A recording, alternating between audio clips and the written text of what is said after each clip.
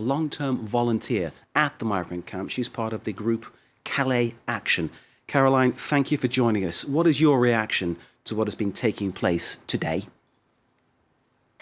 I think we've got a real sense of relief here today, because today has been perhaps surprisingly very peaceful. The refugees who've been lining up to be processed today are, I suppose, naturally the ones who do actually want to leave and go to these other centres.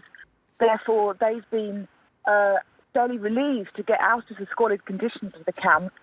And it remains to be seen whether tomorrow will be more of the same or possibly a bit more tense. You must be concerned about the fate of the unaccompanied minors. Not all of them would be termed as children by the layman, but they are still vulnerable young adults. Absolutely, yes. And they weren't all processed today by any means.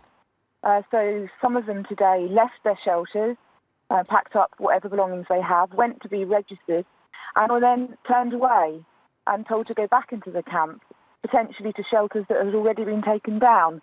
So there are great concerns tonight that there might be quite a few unaccompanied minors in there who possibly don't even have the safety of their shelters any longer. That sounds like an even worse situation than we'd imagined. How do you feel about the way both France and Britain have handled the crisis?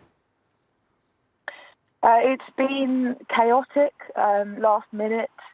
There's been the situation has been ignored. It has suited both governments to ignore it and to each say it was the other one's problem.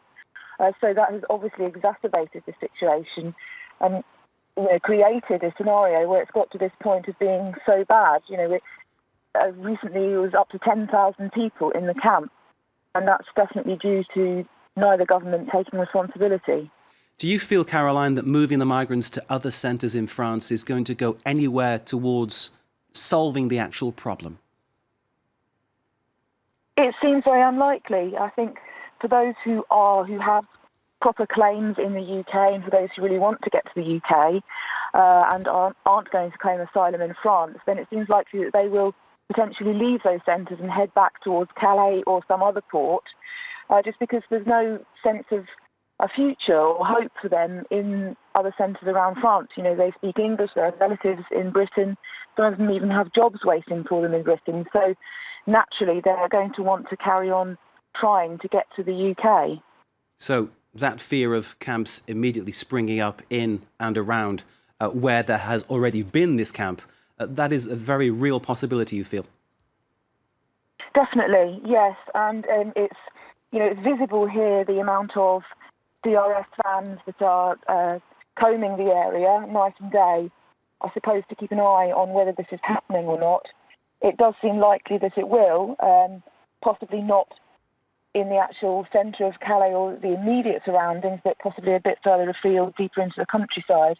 It certainly seems likely that that will happen, and I've certainly spoken to some refugees who had that plan in mind.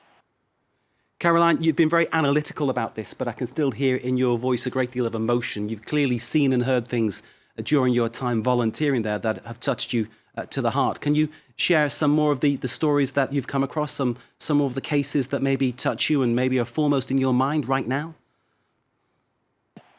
I think, obviously there's been a lot over a year.